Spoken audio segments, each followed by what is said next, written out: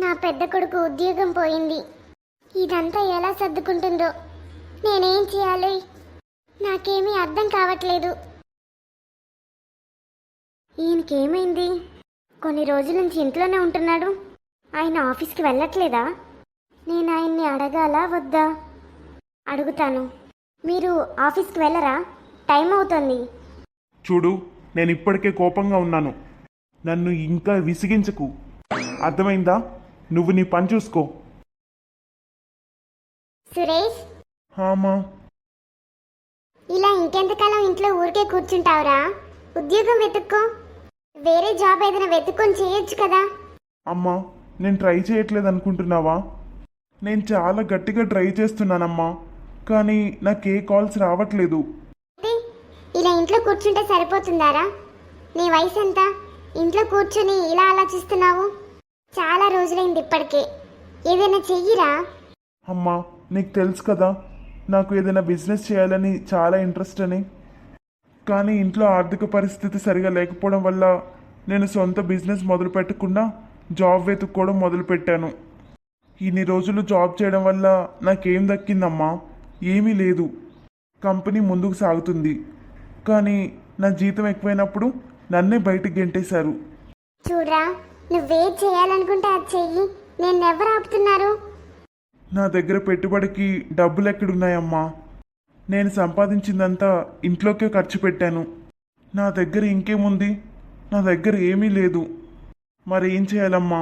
ఏదైనా shop open చేయాలన్నా ముందు డబ్బు అవసరం. వీడు చెప్పేది కూడా నిజమే. నేను ఒకసారి చిన్న కోడలతో మాట్లాడి చూస్తాను. చిన్న కోళ్ళ, ఏమైంది? నీకు తెలుసా, నా పెద్ద కొడుకు ఉద్యోగం పోయింది. అందుకే వాడు చాలా బాధగా ఉన్నాడు. ఎలాగో నువ్వు నెలకి చాలా డబ్బు సంపాదిస్తావు. అందుకే మీ బావగారికి ఒక చిన్న షాప్ పెట్టుకొని కుటుంబాన్ని పోషించడానికి అతనికి సరిపోయే కొంచెం డబ్బు ఇవ్వు. తర్వాత నీ డబ్బు నీకు ఇచ్చేస్తాడు. నేను మీకు డబ్బు ఇవ్వాలా? అవును కోళ్ళ, ఇంట్లో ఎవరైనా ఇబ్బందుల్లో పడితే వారికి అండగా ఉండేది కుటుంబమే కదా. ఇది నేను కష్టపడి సంపాదించుకున్న డబ్బు. మరి బావగారి నీ పరిస్థితిలో ఆ మహారాణి ఎందుకు వదిలేసింది? కోట్ల, అలా మాట్లాడకు. అతన్ని బావగారు. ఓ అత్తయ్య, బావగారే అయితే ఏంటి? ఇది చాలా ఈజీ విషయం. బావగారికి తెలివితేటలు, జ్ఞానం చాలా తక్కువగా ఉండుంటాయి. ఈ రోజుల్లో తెలివైన వాళ్ళకే ఉద్యోగాలు దొరుకుతాయి. అయినా బావగారికి ఏ విషయమూ సరిగ్గా తెలీదు. అందుకే ఆయన్నే మొదటగా ఉద్యోగం నుండి తీసేశారు. అతన్ని అనుభవించనివ్వండి. నా సంపాదన మాత్రం అతని కోసం వృధా చేయను. ఈ గీత నా గురించి ఏం మాట్లాడుతుంది? తనను నా చెల్లిలా చూసుకున్నాను. మరి నేను ఈ క్లిష్ట పరిస్థితిలో ఉన్నప్పుడు తను నాతో ఎలా ప్రవర్తిస్తుంది? పైగా నా మీదే నిందలు వేస్తుంది. నేనెప్పుడు తన వైపు నిలబడి నా భార్యను కూడా అవమానించాను. కానీ ఈరోజు ఏంటి మామయ్య, ఆయన ఉద్యోగం పోయిందని నాకు ఇప్పటి వరకు తెలీదు. నేను ఆయన చాలాసార్లు అడిగాను, కానీ ఆయన ఎప్పుడూ చెప్పలేదు. ఏం చెప్పాలి కోళ్ళ? వాడి గురించి నీకు తెలుసు కదా, వాడికి అసలే అహంకారం ఎక్కువ. ఈరోజు ఈ ఇంట్లో నాకు మర్యాదే లేదు. ఆ గీత గురించి నేను నా భార్య మనసును ఒప్పించాను, కానీ ఈరోజు తను నన్ను మూర్ఖుడని, తెలివిలేనివాడని అంటుంది. నా భార్య చెప్తూనే ఉంది, డబ్బు ఒకరి వ్యక్తిత్వాన్ని మారుస్తుందని. నాకు ఈరోజే అర్థమైంది, నిజమైన ప్రతిఫలం డబ్బు కాదని. నా భార్యకి జాబ్ లేదని నేను చాలా జోకులు వేశాను. నేనే ఆమెని డబ్బు గురించి నా మీద ఆధారపడేలా చేశాను. కానీ ఈరోజు నాకు అర్థమైంది, జేబులో డబ్బులు లేనప్పుడు ఎలా అనిపిస్తుందో. ఈరోజు నా మొహం నేనే చూసుకోలేకపోతున్నాను. నేను నా భార్యని ఎన్ని రకాలుగా మాట్లాడి బాధ పెట్టాను. నేను ఆమెను అస్సలు గౌరవించలేదు. నా అహం వల్ల నేనేం ఆలోచిస్తున్నానో నాకెప్పుడూ తెలియలేదు. కానీ ఈరోజు తను ఇంట్లో పనులన్నీ చేసి బొటిక్ని కూడా నడుపుతోంది. తను తన పనిని తను చేసుకుంటూ పోతుంది. అందుకే తన సామ్రాజ్యాన్ని తానే నిర్మించుకుంది. నేను తనని చూసి గర్వపడాలి. నా భార్య పడిన కష్టాలు నాకు ఇప్పుడు అర్థమవుతున్నాయి. నా శాలరీ నుంచి కొంచెం డబ్బు సేవ్ చేశాను. మేబీ అన్నయ్య దీంతో ఏదైనా చేయగలడేమో. ఆ డబ్బులు తీసుకుని ఎక్కడికి వెళ్తున్నావు? ఎందుకు? ఇవి నీ డబ్బులు కావు కదా, ఇవి నా డబ్బులు. నీ డబ్బులైతే ఏంటి? నేను నీ భార్యని. పేరుకే భార్యవి, అర్థమైందా? ఏదైతే ఏంటి, ఇప్పుడు గనక నీ పేద అన్నయ్యకి సహాయం చేయడానికి ఈ డబ్బు తీసుకెళ్ళిస్తే నేనేం చేస్తానో నువ్వు ఊహించలేవు. ఏం చేస్తావు నువ్వు? నేను ఈ ఇంట్లో నుండి వెళ్ళిపోతాను. మరి నిన్ను వెళ్లకుండా ఎవరు ఆపుతున్నారు? వెళ్ళు, నాకేం ప్రాబ్లం లేదు. నాకు ఈ మధ్య అర్థమైంది, డబ్బు సర్వస్వం కాదు. నువ్వు గొప్పగా చెప్పుకుంటున్న నీ సంపాదనకి ఓ దన్నం. నేను నా అన్నయ్యని రోడ్డు మీద చూడాలనుకోవట్లేదు. ఇదేంటి, నన్ను తిట్టి వెళ్ళిపోయాడు?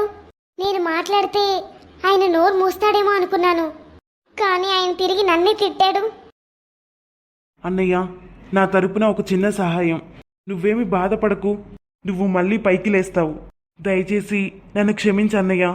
నా భార్య వల్ల నేను నిన్ను వదినని బాధ పెట్టాను. ప్లీజ్ అన్నయ్య, వద్దనకు, ఇది తీసుకో. రఘు, నీ ప్రేమ ఆప్యాయతకు చాలా థ్యాంక్స్. అన్నయ్యకి అండగా నిలబడ్డావు, అది చాలా గొప్ప విషయం. కానీ ఆ డబ్బుని దాచుకోండి, మీకు కూడా అవసరం రావచ్చు. లేదు లేదు వదిన, నేను అన్నయ్య కోసం ఈ మాత్రం చేయలేనా? ఏంటి రఘు, నా భర్తకు సహాయం చేయగల సామర్థ్యం నాకున్నప్పుడు మీరెందుకు ఇంత టెన్షన్ పడుతున్నారు? నీకు కూడా నీ సొంత లైఫ్ ఉంది.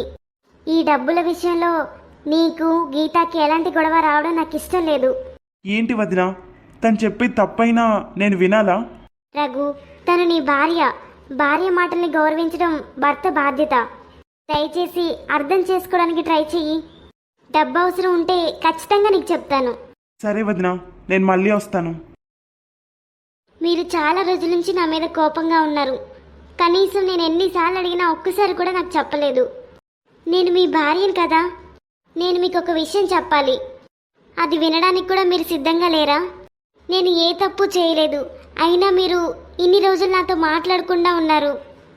ఈ రోజో లేదా రేపో ఏదో ఒక రోజు నాకు చెప్పుకుంటారనుకున్నాను మీ బాధని. కానీ ఇన్నాళ్ళుగా మీ సమస్యల్ని మీలోనే దాచుకున్నారు. మధు, నాకు చాలా సిగ్గుగా ఉంది. నీ ముందు ఏమీ మాట్లాడే హక్కు నాకు లేదు. నేను నిన్నెప్పుడూ గౌరవించలేదు. నన్ను క్షమించు మధు. నేను అసలు మనిషినే కాదు. నేను నిన్ను ఒకప్పుడు తలదించుకునేలా చేశాను, కానీ ఈరోజు నువ్వు నన్ను గర్వపడేలా చేశావు. నన్ను క్షమించు మధు. ఇక వదిలేయండి, తప్పు జరిగింది, మీరు దాన్ని గ్రహించారు కదా. ఇక అవన్నీ మర్చిపోండి. ఈరోజు కొత్తగా ప్రారంభిద్దాం. నా పనిలో సహాయం చేస్తారా? తప్పకుండా మధు, నువ్వు చెప్పినట్టు చేస్తాను. లేదత్తయ్య, నేను అస్సలు ఆగను. నేను ఈరోజు ఈ ఇంటి నుండి బయటికి వెళ్ళిపోతున్నాను. మీ పెద్ద కోడలే ఈరోజు మీ దృష్టిలో చాలా ముఖ్యమైన వ్యక్తిగా మారిందిగా. ఇప్పుడు ఆమె గారు డబ్బులు సంపాదిస్తుంది. నాకు ఇప్పుడు ఏ ఇంపార్టెన్స్ లేదు. ఏం మాట్లాడుతున్నావు కోర్లా?